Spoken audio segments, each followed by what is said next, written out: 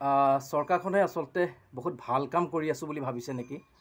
যিহেতু আমি শেহতীয়াকৈ দেখা পাইছোঁ যে এখনৰ পিছত আন এখন বিদ্যালয় বন্ধ কৰি দিয়া যিটো প্ৰতিযোগিতা আৰম্ভ কৰিছে তেখেতসকলে, এইটো সঁচাকৈ অসমৰ বাবে এটা অতিকৈ লজ্জিতৰ বিষয় বুলি ক'ব লাগিব আৰু ভাৰতীয় জনতা পাৰ্টীৰ চৰকাৰখনৰ এইটো এটা পপুলাৰ স্বৰূপ বুলি ক'ব লাগিব।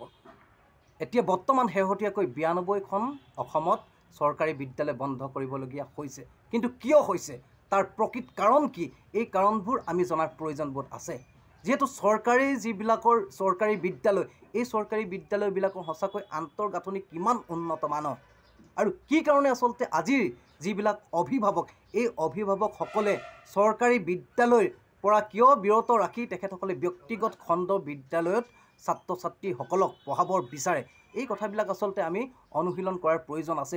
এটা চৰকাৰী বিভাগ থকাৰ পাছতো চৰকাৰী বিদ্যালয়সমূহ উন্নত মানৰ হ'ব লাগিছিল নে ব্যক্তিগত খণ্ডৰ বিদ্যালয়সমূহ উন্নত মানৰ হ'ব লাগিছিল।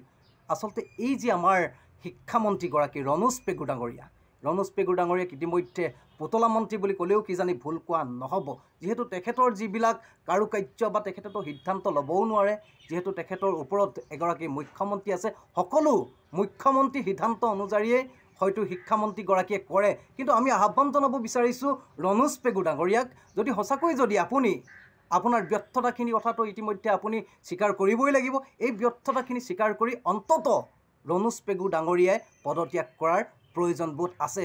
যিহেতু ছাত্ৰ ছাত্ৰীসকলৰ জীৱনক লৈ আচলতে ল'ৰা ধেমালি কৰাৰ যিটো আপোনালোকৰ কাৰুকাৰ্য দেখিছোঁ, এই কাৰুকাৰ্যটো সঁচাকৈ অতিকৈ নিন্দনীয় বুলি ক'ব লাগিব। যিহেতু আপোনালোকে চৰকাৰী বিদ্যালয়সমূহ বন্ধ কৰি দিয়া যিটো প্ৰতিযোগিতা আৰম্ভ কৰিছে, কিন্তু তাৰ বিনিময়ত আপোনালোকে কেইখন বিদ্যালয় প্ৰতিষ্ঠা কৰিলে। এখন আন্তঃগাঁথনি উন্নত মানৰ কৰি এখন উন্নত মানৰ বিদ্যালয় প্ৰতিষ্ঠা কৰিব পাৰিছেনে? কিয় আচলতে চৰকাৰী এই বিদ্যালয়সমূহৰ অৱস্থা আজি এনেকুৱা সংকটময় হৈ পৰিছে? সঁচাকৈ এটা সময়ত এনেকৈ যদি বন্ধ কৰি গৈ থকা হয়, তেতিয়া চৰকাৰী বিদ্যালয়সমূহ থাকিবগৈনে? যদি চৰকাৰী বিদ্যালয়সমূহেই নাথাকে, তেন্তে এজন আমাৰ চৰকাৰী শিক্ষামন্ত্ৰী কিয় প্ৰয়োজন? আৰু সেইকাৰণে আমি ৰণোজ পেগু ডাঙৰীয়াক আমি ক'ব বিচাৰিছোঁ, লগতে হিমন্ত বিশ্ব শৰ্মা ডাঙৰীয়াকো ক'ব বিচাৰিছোঁ যে এই ক্ষেত্ৰত আপোনালোকে কিন্তু এটা উচিত সিদ্ধান্ত গ্ৰহণ কৰক।